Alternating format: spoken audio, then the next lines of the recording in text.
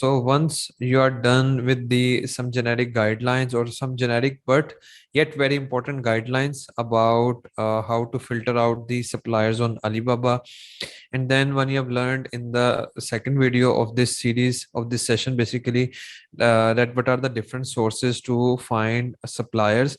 Now after this I'm going to share in today's video about the supplier selection criteria. Now there is some simple basic criteria that the product quality should be good, or yeah, before even before ordering the sample, the communication skill, the price of the supplier, or you can say the name of the company, the age of the company, that the company has trade assurance. These are 4 or 5 basic criterias on which you need to filter out the suppliers first. Now after that, let's say you have around 6 to 10 or maybe more than that list of suppliers. You need to go through this list which I'm going to share with you right now, and give preference to those suppliers which score good in this particular list, because that is an additional layer of criteria, or that is an additional set of points which I keep in mind before finalizing the supplier. But it definitely give you an insight, and it will help you to figure out or to contact those two top 3 suppliers which are scoring good in this list of guidelines or criteria or assessment points, whatever you would like to say it. But then that's going to help you find some good suppliers out of all that list of 10-20 suppliers which qualify your initial list, the list of trade assurance and the supplier age and the better price, all that. So having said that, let's share this screen and let's go through all these supplier criteria points together. Yeah, we need to analyze suppliers based upon this following list. So I have jotted down for you guys to make things easy.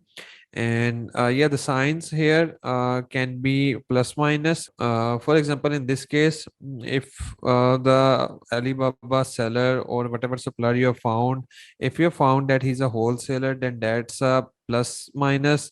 If that is a trader, then that's a simple plus, and if that's a supplier, then that can be a 2 plus.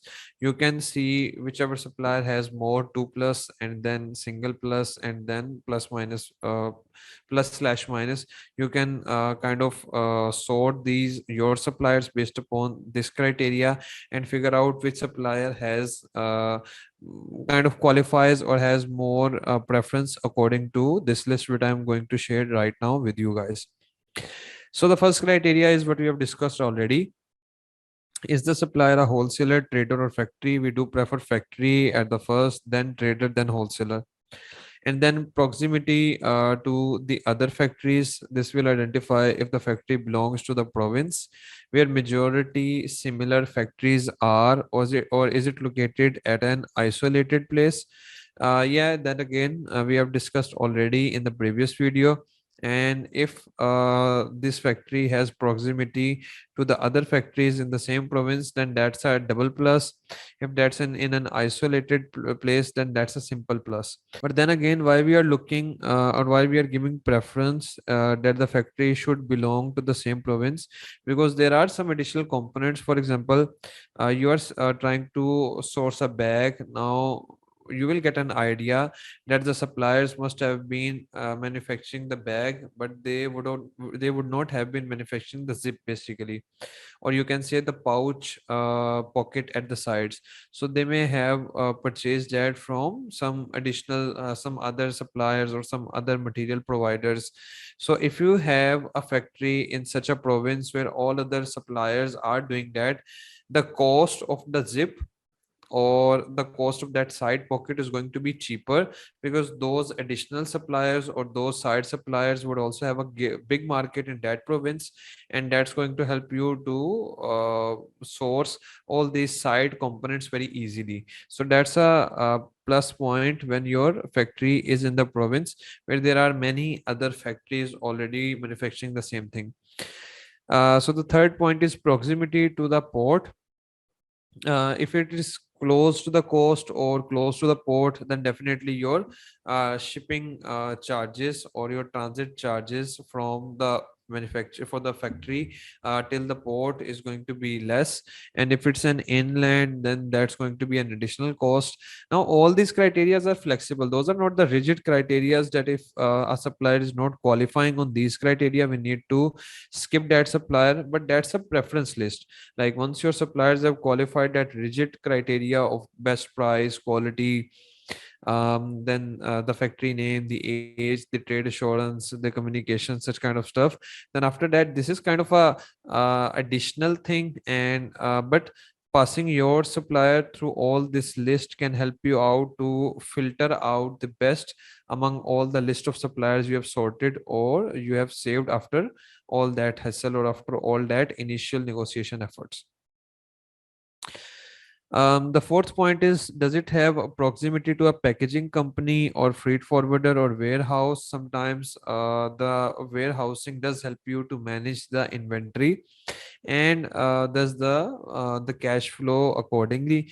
So asking a supplier that if they have a warehouse, maybe in the proximity, uh, does help a lot. And then the fifth point is, what is the level of specialization of your factory? Now, in this case, if it is a one object factory, for example, stress ball or foam ball, that's going to be plus plus. If it's a material level factory, like we saw in the previous video, in the second video of this session, for example, we found some factories which were dedicated to TPR material and some were for the gel material, such kind of stuff. So that is the single plus.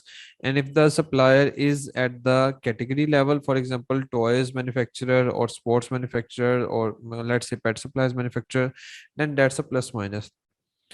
MOQ is another point, and we all know we do give preference to those suppliers who have the flexibility of MOQ. Then again, cost per unit, that is kind of an important factor. Lead time is also an important factor. If a supplier is giving you lead time of 20 days, or maybe let's say if a supplier is giving you lead time of 15 days and other supplier, or let's make it more realistic again, if a supplier is giving you lead time of 30 days and other supplier is giving you lead time of 45 days, then you know in 14 days you are going to get one batch of payout from Amazon. So it's kind of helpful for you in managing the cash flow later on. Then the ninth point is openness to customization. Like we all are learning about the product development and the social listening and other such stuff, we maybe keep on doing the customization during the second, third, fourth batch of shipment as well. And yes, then again, before the first order. So if a supplier has openness to customization, it also kind of proves that this supplier is a manufacturer and it's not a trader, because it's hard for traders to go for the customization, and it's definitely impossible for the wholesalers to go for the customization part. The 10th point is if they are open to improvements. And then the 11th point is default packaging quality. That again is an additional and an accessory point. You won't reject a supplier based upon this criteria, but if a particular supplier has great packaging quality, then you know you are saving that particular 20, 30, 40 cents, or maybe in some cases it can be up to $1 to buy a high quality packaging for any other supplier, and you can incorporate this factor in final selection of the suppliers. So the 12th point is patent. Does the supplier have a patent regarding any particular design? And if you can have an agreement with that supplier, the NNN agreement, which is a substitute of the NDA agreement in the China. So you can proceed with that supplier as well. Now the 13th point is openness to terms. These terms can be, for example, we are going to pay you 30% upfront, and then the 70% is going to be, let's say, 30 days credit terms, 30 days after the inventory reaches to Amazon, or 30 days after the inventory is dispatched. And then again later on, maybe in the second, third batch of shipment, we can negotiate the terms of 10% upfront and then 90% once the inventory is arrived on Amazon. So these are some terms. If the supplier is flexible, that's going to be correlated with all the financial feasibility sessions which we have done previously. and this can help us to manage the cash flow and to manage the investment we need to commit for this product. So the 14th point is openness to factory visit. It will show if the supplier is a genuine factory or not, because definitely traders would going to be very reluctant if when you ask them for the factory visit. Then the 15th point is the working condition. Ask supplier for the certification. That can be like I've shown you in the previous video. The actual suppliers already have or do have a couple of certificates to make sure the quality of their product for the labor stuff and for other kind of compliances. So if a supplier has certification and videos and pictures of their factory floor, then it kind of shows you that they have a good working condition and they are maintaining the compliance, and as the result of all this thing you are going to get a good quality product. So the 16th point is what are their quality control mechanisms. Now these are two things. First is quality in the manufacturing process, the quality control mechanism to make sure that every unit is having the same quality. It's very important. You guys would have definitely observed this point, and out of maybe 1,000 units there are 40 50 units or maybe sometimes 70 to 80 units which have some poor quality, some minor errors, such kind of stuff. So if your supplier has some good quality assurance mechanisms, then you are going to get similar quality over all the inventory, even if you are ordering maybe 5,000, 10,000, or even let's say only 1,000 units, you are going to get a good quality of product.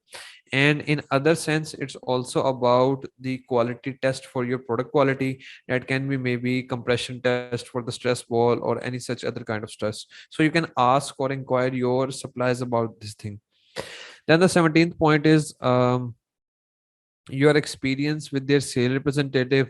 Is he a friendly person? Is he rude? Does he know how to talk to clients well? Does he show some flexibility, or is he basically a rigid guy? These points do matter. And then the last point is the communication skill of the sales representative. Is his English understanding skill or English writing skill good enough for you to have a smooth conversation or not? Because if that's not the case, then there can be some wrong commitments and poor communication terms with your supplier later on. So these are the additional points which I suggest you guys to go through and analyze your suppliers, the finalized suppliers basically, because as per my observation and experience, we always have around 7 to 10 suppliers which do qualify the price point. There are around 10, 20, 30 cents up and down in the price, but still they do qualify for the price point. And then whatever is our initial criteria, a good number of suppliers pass through that criteria. So this is an additional list of criteria. You can analyze your suppliers according to this list, and it can help you out to find the best top 2 3 options. So that's it for this video, and see you soon in the fourth session, in the fourth video basically of this session, in which we are going to discuss about the factory assessment.